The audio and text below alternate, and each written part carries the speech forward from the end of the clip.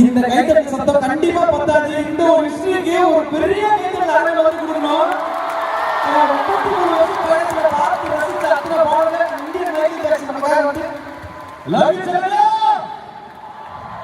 தலமணி we love you தலமணி the legendary பிரதமர் ரொம்ப நன்றி.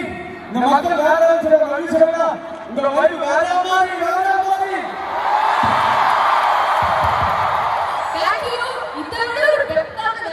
தளபதிக்கு வந்து பேசுறதுக்கு முன்னாடி கொடுக்கவே முடியாது. பிரபுயா சொல்லல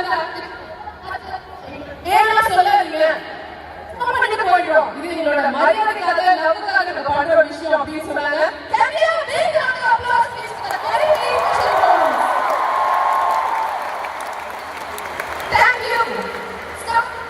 The moment that the right remain எங்களாலேயும் கொடுக்க முடியாது, உங்களாலேயும் கொடுக்க முடியாது. எங்களுக்கு தெரியும்.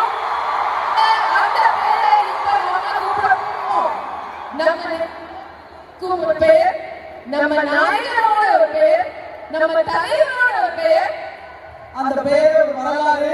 அந்த வரலாறு படைக்க இவர் வரப்போறாரு. ஒரு மிகப்பெரிய கைத்தட்டலோட நம்ம நெஞ்சில் குடியிருக்கும் இதய தளபதி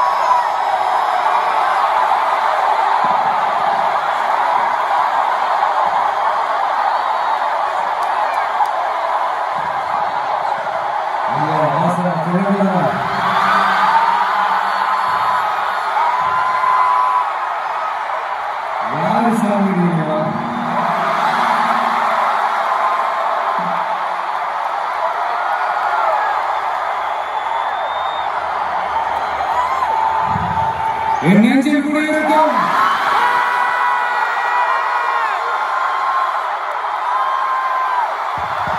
மலேசியா மக்கள், மலேசியா தமிழர்கள், உங்கள் அனைவருக்கும் என்னுடைய வணக்கம். வணக்கம் வணக்கம். எல்லாரும் எப்படி இருக்கீங்க?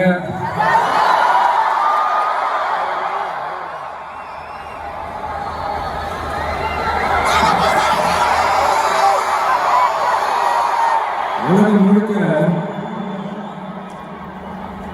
கிட்டத்தட்ட ஒரு 150 நாடுகளுக்கு மேல நம்ம தமிழர்கள் வாழ்றாங்க.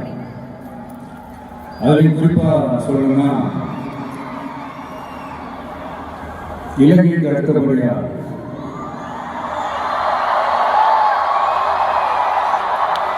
அதிகமான தமிழர்கள் வாழ்ற ஊர்னா நம்ம மலேசியான்னு சொல்லலாம்.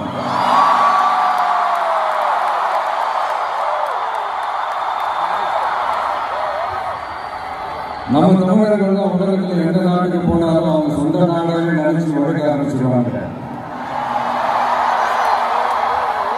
அப்படிதான் நீங்க பாத்தீங்கன்னா இந்த மலேசியா நாட்டோட முக்கியமான பில்லர்ஸ்ல நம்ம தமிழர்களும் இருக்காங்க அப்படின்னு பார்க்கும்போது அப்படி நிறைய பேர்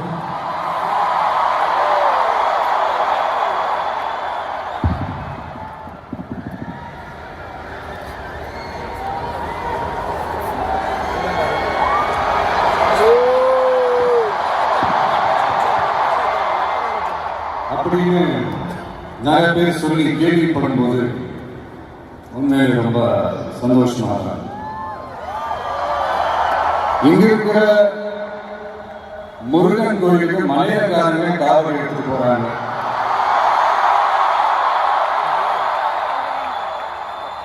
இங்க இருக்கிற சைனாக்காரங்க ரொம்ப அழகா தமிழ் பேசுறாங்க. அப்படி நம்மளுடைய தமிழ, நம்ம மொழிய, நம்ம கலாச்சாரத்தை, நம்ம பண்பாட்டை இன்னும் உயிரோடு வச்சிருக்கிற நம்ம மலேசியா தமிழர்களுக்கு இந்த நேரத்தில் என்னுடைய நன்றியை தெரிவிச்சோம். அது மட்டும் இல்ல, இத்தனை வருஷமா நீங்க தமிழ் சினிமாவுக்கு கொடுத்திருக்கிற அந்த ஆதரவு கொஞ்சம் நெஞ்ச ஆதரவு இல்லைங்க, மிகப்பெரிய ஆதரவு.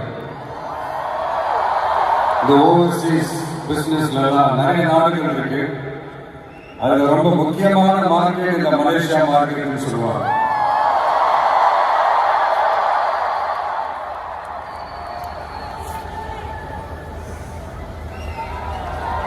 அது மட்டும் இல்ல, இங்க நிறைய ஷூட்லாம் வந்திருக்கோம்.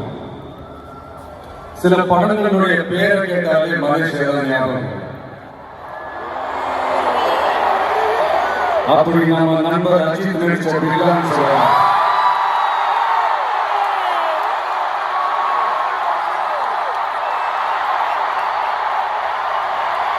இன்னும் நிறைய படங்கள் இருக்கு. என் படங்கள்ல காவலன் குருவிலாம் இங்க ஷூட் பண்ணப்போ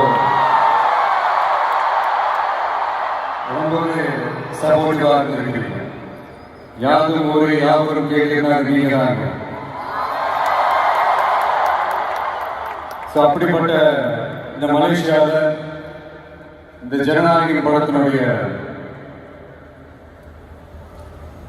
அது சொல்லாமா வேணாமான்னு தெரியல, என்னோட கடைசி படமான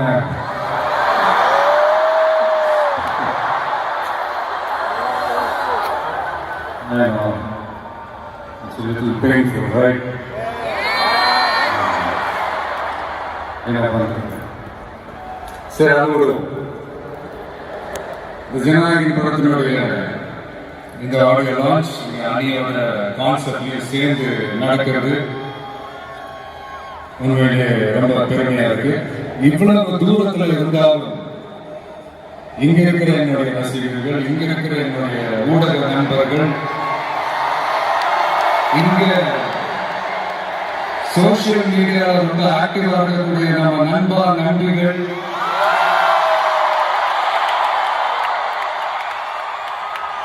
பிளஸ் இந்த மலேசியா கவர்மெண்ட்டுக்கும் இந்த நேரத்தில் என்னுடைய நன்றியை தெரிவிச்சு.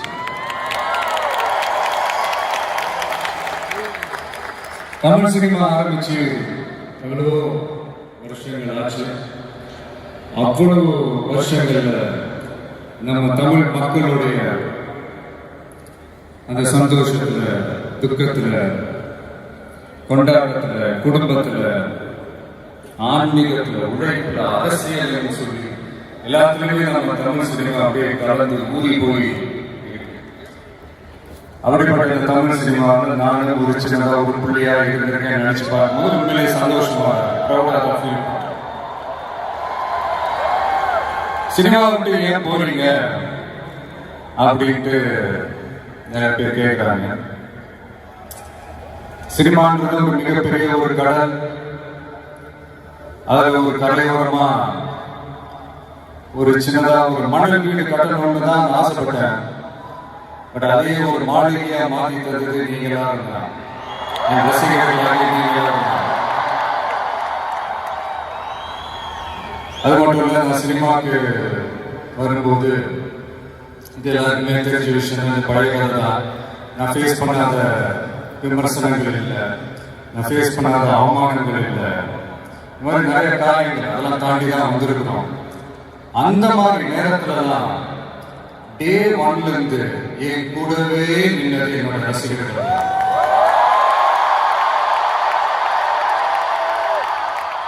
ஒரு நாள் 2 நாள் இல்லைங்க, கிட்டத்தட்ட 30-33 வருஷத்துக்கு மேல என் கூடவே நின்றுக்கிறாங்க.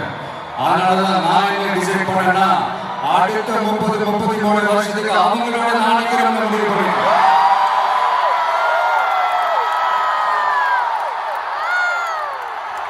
எனக்கு ஒண்ணுனா அவங்க தியேட்டர்ல நிக்கிறாங்க, நாளைக்கு அவங்களுக்கு ஒண்ணுனா அவங்க வீட்டுல போய் நிக்கணும்னு நான் முடிவு பண்ணிட்டேன்.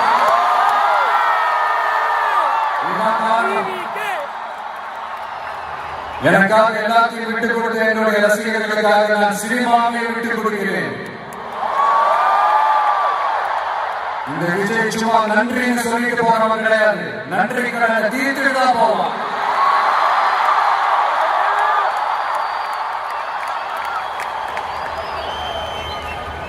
ஒரு குட்டி கதை சொல்றேன்.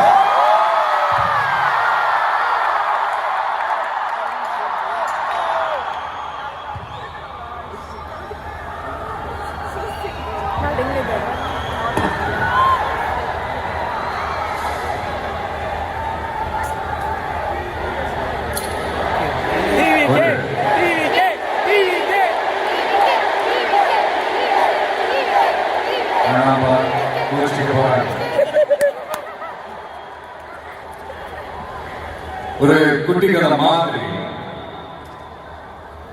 ஒரு ஆட்டோக்காரர் ஒரு கர்ப்பிணி பெண்ணை ஆட்டோவில் ஏற்றிக்கிட்டு ஹாஸ்பிட்டலுக்கு போறாங்க. பெரிய மழை பெய்ஞ்சிட்டு இருக்கு.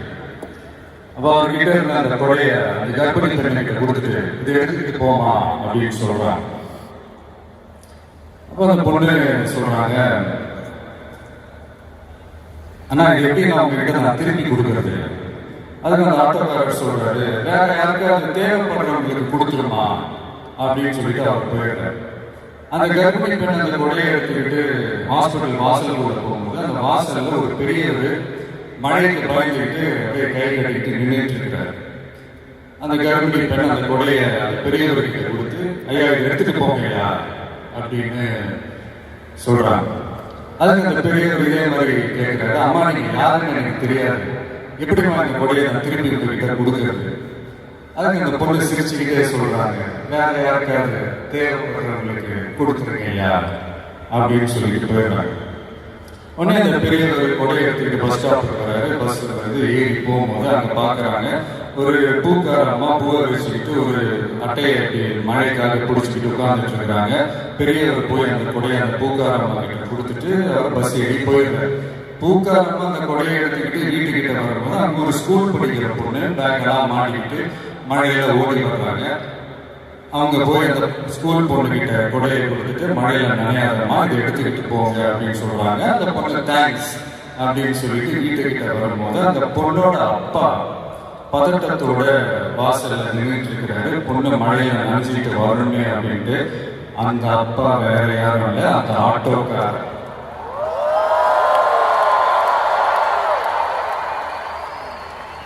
அந்த குடை அவர் கொடுத்த குடை. So the moral of the story is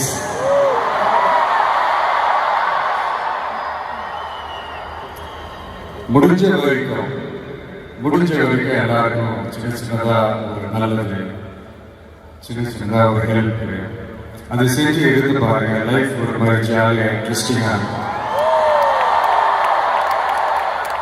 ஒரு ஃபேமஸ் சேயிங் ஒன்று இருக்கு, வெள்ளத்துல தவிக்கிற ஒருத்தருக்கு நீங்க படகு கொடுத்தீங்கன்னா பாலைவனத்துல நீங்க தவிக்கிறப்போ ஒட்டகமா வந்து நிற்கும். இப்ப யாராவது உங்களுக்கு ஏதாவது கெடுதல் செஞ்சுட்டாங்கன்னு அதை நீங்க பழி வாங்கிட்டீங்கன்னு அந்த நாள் முழுக்க நீங்க சம மகிழ்ச்சியா இருப்பீங்க. எப்படி பார்த்தல எப்படி பழி வாங்கினேன். ஆனா அதே மனுஷனை மன்னிச்சு விட்டு பாருங்க, வாழ்நாள் முழுக்க நிம்மதியா. அதனால யாரையும் கஷ்டப்படுத்துறதுக்கோ யாரையும் அவமானப்படுத்துறதுக்கோ யாரையும் பழி வாங்குறதுக்கோ இல்லைங்க இந்த வாழ்க்கை. நான் முடிஞ்ச வரைக்கும் முன்னாடியே சொன்ன மாதிரி சின்னதா ஒரு நல்லது ஒரு சின்னதா இது செஞ்சு பாருங்க. எங்கேயோ ஒரு இடத்துல ஃபியூச்சர்ல உங்களுக்கு இது கை கொடுக்கும் அப்படின்னு நான் நம்புறேன். பிடிச்சிருந்தா எடுத்துக்கங்க, இல்லைன்னா விட்டுருங்க. Free advice. இப்போ இந்த ஈவெண்ட், இந்த ஹீரோ ஆஃப் திஸ் ஈவெண்ட்டுக்கு வருவோம். அனிருத் அவருக்கு நான் ஒரு பேர் வைக்கலாம்னு இருக்கேன். MDS. Anybody? Ramya, can you guess? Vijay, can you guess? MDS.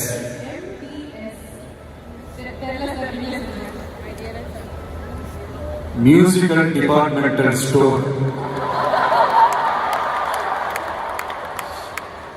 அதாவது அந்த ஸ்டோரை தொடர்ந்து நீங்க உள்ள போயிட்டீங்கன்னா அன்லிமிட்டடா என்ன வேணுமோ எவ்வளவு வேணுமோ எல்லாத்தையும் எடுத்துக்கிட்டு ஹாப்பியா வரலாம். அது சாங்ஸா இருக்கட்டும், பிஜிஎம்மா இருக்கட்டும், இல்ல பேக்ரவுண்ட் ஸ்டோர்ல அந்த பிட் சாங்ஸா இருக்கட்டும், எஃபெக்ட்ஸா இருக்கட்டும். இந்த மாதிரி என்ன டிசப்பாயிண்ட் பண்ணதே இல்லை. அது என்னுடைய படம் ஆல்பமா இருக்கட்டும், இல்ல மற்றவங்க படம் ஆல்பமா இருக்கட்டும், படிப்படியா போய்கிட்டே இருக்கிறாரு. So happy for you, Ali. And என்னுடைய டைரக்டர் H. வினோத் ஒரு சமூக பொறுப்புள்ள ஒரு இயக்குனர் சொல்லலாம். ஒரு கமர்ஷியல் படமாக இருந்தால் அதுல ஒரு சமூக பொறுப்புள்ள விஷயங்களை சொல்லணும், சில நல்ல ஐடியாலஜிக்கல் விஷயங்களை சொல்லணும்ன்றதுல ரொம்ப கவனமா இருப்பாங்க. ஆல்ரெடி ரெண்டு வாட்டி படம் பண்றதா இருந்தது. அதெல்லாம் மிஸ் ஆகி ஜனநாயகம் படத்துல 2 பேரும் சேர்ந்து ஒர்க் பண்ணது ரொம்ப சந்தோஷம். அண்ட் என்னுடைய வில்லன் பாபி டியோல், அவருடைய ஸ்கிரீன் பிரசன்ஸே நெக்ஸ்ட் லெவல் தான். ஆக்சுவலா அவருடைய 2 முக்கியமான 2 படங்கள் தான் அதுல இருந்து இன்ஸ்பயர் ஆகி பண்ணதான் பிரியமுடன், வில் எல்லாமே. சார், முக்கியமான படங்கள்னா அது என்ன படம் உங்களுக்கு தோண மாட்டேங்குது? அது இருக்குமா? அதான் ஷூட் ஸ்பாட்ல அவர்கிட்ட சொல்லும் போது இதே தான் நான் சொன்னேன். சார், உங்களுக்கே தெரியாம உங்க 2 படத்தை நாங்கள் சுட்டுட்டோம் சார். அவர் அப்படியே விச் மூவி அப்படின்னாரு. ஐயோ, நம்மளே வாங்கிட்டு மாட்டிட்டோம். அதனால அந்த மாதிரி நிறைய இன்ஸ்பயர் ஆகிடும் அவருடைய படங்கள் பார்த்து. அதுதான் சொல்ல வந்தேன். அண்ட் அமிதா ரொம்ப ஷார்ட் அண்ட் ஸ்வீட்டா சொல்லணும்னா, இன்னைக்கு இளைஞர்களுடைய டூட் மட்டும் இல்லை, இந்த படத்துக்கு அப்புறம் குடும்பங்களை கொண்டாடும் டாட்டா கூட மாறிடுவாங்க அப்படின்னு தான் நான் நினைக்கிறேன். என்னுடைய நல்ல ஒரு ஃப்ரெண்ட் அவங்க. அண்ட் பூஜா, தமிழ் சினிமாவின் மோனிகா பெலுஜி, அவங்களுடைய நடிப்பா இருக்கட்டும், டான்ஸா இருக்கட்டும், ஸ்கிரீன் பிரசன்ஸா இருக்கட்டும், எல்லாமே next level. And Prakash Raj சிதரா, ஹீரோவுக்கும் ஹீரோயினுக்கு தான் நல்ல கெமிஸ்ட்ரி ஒர்க் அவுட் ஆகும்னு சொல்லுவாங்க. எனக்கு ஆக்சுவலா எனக்கும் பிரகாஷுக்கும் நல்ல கெமிஸ்ட்ரி ஒர்க் அவுட் ஆகும். இந்த ஹீரோ வில்லன் அந்த காமன், நான் சொல்றது கில்லி டேஸ்ல இருந்தே சொல்றேன். கில்லியா இருக்கட்டும், போக்கிரியா இருக்கட்டும், சிவகாசியா இருக்கட்டும், இல்லை இப்போ ஜனநாயகம் வரைக்கும் அந்த ப்ராசஸ்ல நான் ரொம்பவே என்ஜாய் பண்ணேன். தேங்க்யூ பிரகாஷ். முக்கியமா என்னுடைய ப்ரொடியூசர் கேவிஎன் சார், அவங்க ஆக்சுவலா இந்த படம் 2023லயே அந்த பேச்சுவார்த்தை எல்லாம் ஸ்டார்ட் ஆயிடுச்சு. இந்த மாதிரி படம் பண்ண போறோம்ட்டு. அதே நேரத்தில் நான் வந்து என்னோட பொலிட்டிக்கல் சைடும் அது அனௌன்ஸ்மெண்ட்ல வந்துருச்சு. அப்ப நான் அவர்கிட்ட நான் கேட்ட ஒரே ஒரு விஷயம் தான் அவர்கிட்ட நான் கேட்டேன். சார், சும்மாவே என் படத்துக்கு பிரச்சனை வரும், இதுல வேற ட்ராக் நோக்கி போறேன், எப்படி சார் இந்த டைம்ல நீங்க படம் எடுத்து பண்றீங்களா, பரவாயில்லையான்னு கேட்டேன். அவர் அதெல்லாம் யோசிக்கவே இமீடியட்டா பண்ணலாம் அப்படின்ட்டாங்க. பாசிட்டிவ் வைப் எங்க மேல திருப்பி விட்டார். ஸோ இந்த நேரத்தில் அந்த படம் நீங்க எடுத்து பண்ணதுக்கு ரொம்ப நன்றி சார். நான் அதுலேருந்து ஸ்டார்ட் ஆகி எனக்கு ஆடியோ ஃபங்க்ஷன் வரைக்கும் வந்து நின்றுருக்கிறோம். எதுலையுமே தலையிட மாட்டார். நம்மளுடைய கோ ப்ரொடியூசர்ஸ் ஜெகதீஷ், லோஹித்லாம் சொல்லுவாங்க, இவர் என்ன சார் எதுலையுமே தலையிடவே மாட்டார். என்ன நடக்குது, ஏது நடக்குது, ஷூட்டிங் நடக்குதா இல்லையா, என்ன செலவாகுது, எதுவுமே கேட்க மாட்டேங்கிறார். அது ஒரு விதத்துல பிளஸ் ஆக இருந்தாலும் இன்னொரு விதத்துல மைனஸ் ஆகவும் இருக்குது அப்படின்ற மாதிரி விளையாட்டா சொல்லியிருக்காங்க. ரொம்ப அவருக்கு இந்த மாஸ் பிலிமோட லவர், காதல் கதைகள்லாம் அவருக்கு பெருசாக பிடிக்காது.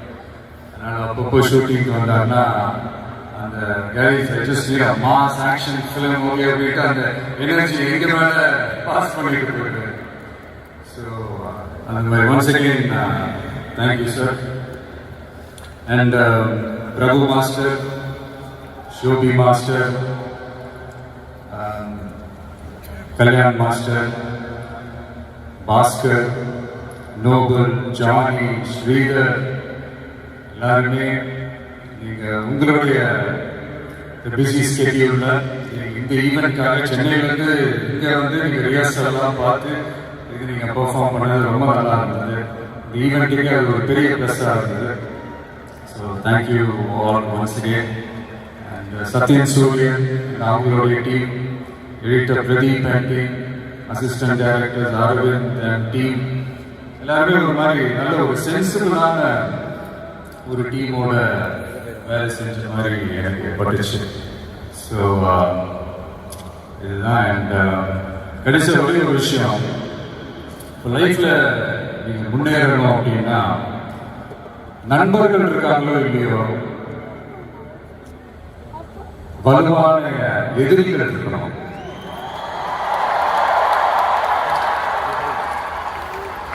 சும்மா வர்றவங்க போறவங்களாம் எடுத்துக்கிட்டு முடியாது இல்லையா? வலுவா இருக்கிறவங்க தான் எதிர்க்க முடியும். அப்பதான் நாம ஜெயிக்கிற அளவுக்கு வலிமையா இருக்கோம்னு அர்த்தம். இப்போ ரீசெண்டா நம்மளை பத்தி ஒரு பேச்சு ஒன்று ஓடிட்டு இருக்கு. விஜய் தனியா வருவாரா அணியா வருவாரா? நம்ம இப்ப தனியா இருந்திருக்கிறோம். 33 வருஷமா உங்களோட தான் இருக்கிறோம், மக்களோட தான் இருக்கிறோம். அப்ப அது மிகப்பெரிய ஒரு அணி தானே. அதை எப்படி தனின்னு சொல்ல முடியும்? இப்ப கூட பாருங்க, தனியா அணியன் விளக்கமா சொல்ல மாட்டேங்கிறாருன்னு எனக்கு தோணும். சஸ்பென்ஷன் ஒன்று இருந்தாலே எனக்கு இருக்கும். அதெல்லாம் கைத்தறதுக்காக நான் சொல்லல, மனசுல இருந்து பேசுறேன், மக்களுக்காக பேசுறேன். மக்களுக்காக பேசுறதோட மட்டும் நிப்பாட்டிடக்கூடாது, அதை செய்யணும். எல்லாத்தையும் விட முக்கியம் செய்யறதான் சொல்லணும். So 2026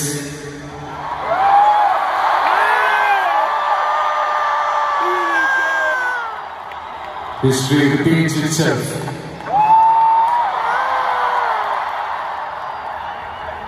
Let's be prepared to embrace it for the people. Thank you, Malaysia. Thank you once again.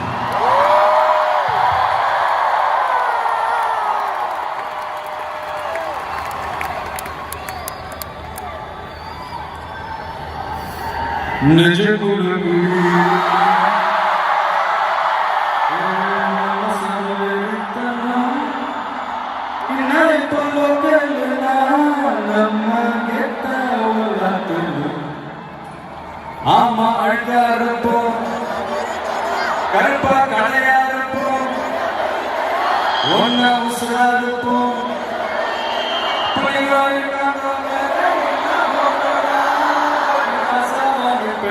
என்னோட இல்லாம யாருக்கு தவிர்த்து நீ இல்ல தவிர்த்தாவே நீயே ஆளு நண்பாடி நெஞ்சுக்குள்ள குடியிருக்கும். நம்ம சொன்னதா நம்ம கெட்டாயிலும் ஒரு மாதம் நாடு அதன் பெயர்களில் நம்ம வேற பாரு மரம் மேலொரு கூடு அதன் தாய்மொழி சொந்தம் இந்த காடு. All together பையா பையா ஜாதி பேதல்லே கையா.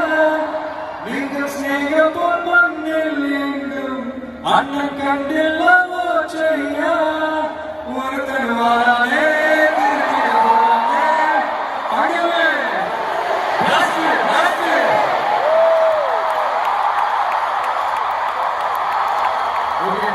உங்களுக்காக போரா கச்சேரியா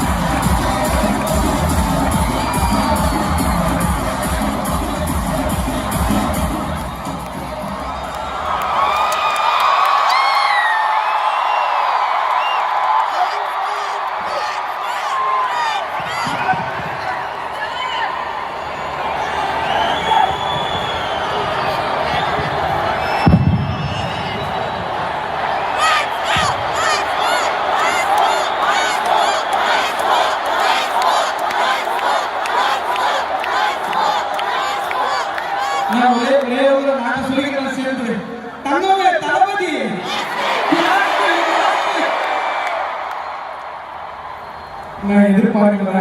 சத்தியமா இப்படி ஒரு மொமெண்ட் நான் எதிர்பார்க்கல. Love you so much sir. நம்ம நம்பீஸ் நம்ம யாருமே எதிர்பார்க்க கூட தெரியாம நம்ம சத்தம் தான் எனக்கு பதில. நீங்க எதிர்பார்க்கீங்களா?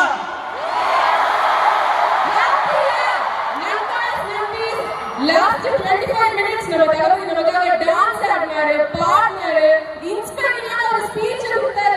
Are you happy? Thank you sir. Thank you sir. We wish you the very best. நீங்க எல்லாரும் இல்ல சார். என்னோட ஒரு few minutes time spend பண்ணீங்களா சார்? நான் ஆக்சுவலா ரசிகர்கள் உங்ககிட்ட என்ன கேட்கணும்னு ஆசைப்படுறாங்களோ ஒரு 2 questions வச்சிருக்கோம். With your permission நான் கேட்கலாமா? ஓகே. 33 வருட பயணம் அப்படிங்கறத நீங்களே சொன்னீங்க. இந்த 33 வருடத்துக்கு அப்புறம் இப்ப நீங்க வேற ஒரு லைஃப்ல வர போறீங்க அப்படிங்கும்போது இந்த இடத்த நீங்க விட்டுட்டு போற இடத்த நிரப்புறதுக்கு யாருமே கிடையாதுன்னு நாங்க எல்லாரும் உங்களுக்கு என்ன தோணுது? யார் யார் எந்தெந்த இடத்துல வைக்கணும்னு அவங்களுக்கு தெரியும்.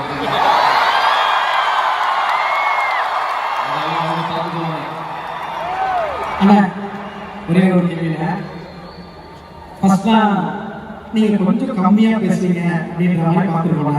ஆனா இப்போ பேச்சுல இருக்கிற வீரமும் ஆர்வமும் ஆளுமையும் ரொம்ப பவர்ஃபுல்லா இருக்குங்க.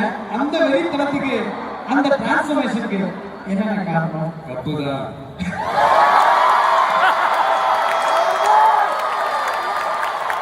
நீங்க தானே கேட்டீங்க அந்த நிமிஷத்துல. அதே மாதிரி தான் கப்பு முக்கியம் தெரியல. 2026 சார் கடைசியா ஒரு சில வார்த்தைகள் நம்ம சொல்லலாம். அது சொல்லும் போது உங்க மனசுல என்ன தோணுது அப்படின்னு கொஞ்சம் நீங்க சொன்னீங்கன்னா இருக்கும். முதல்ல கடவுள்.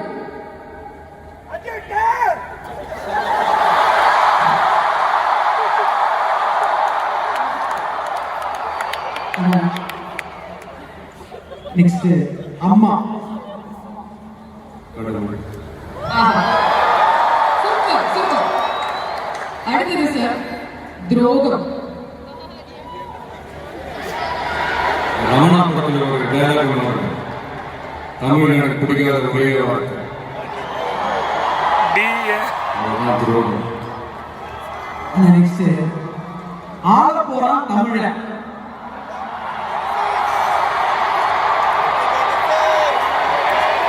சீக்கிரமே நடத்தி காட்டுவாங்க.